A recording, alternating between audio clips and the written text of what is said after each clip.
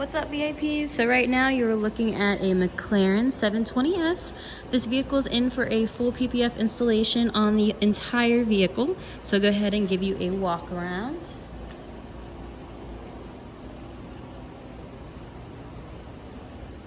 You can see how freaking smooth it looks.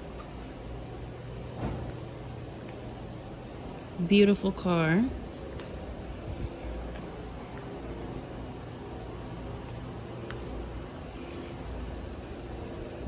PPF is extremely important if you want to put on your vehicle, you know, when you're driving on the highway behind those big trucks that have the rocks coming out. Now this will protect the paint on your car, so it is something that's really highly recommended to do if you are interested in doing it. Come up real close.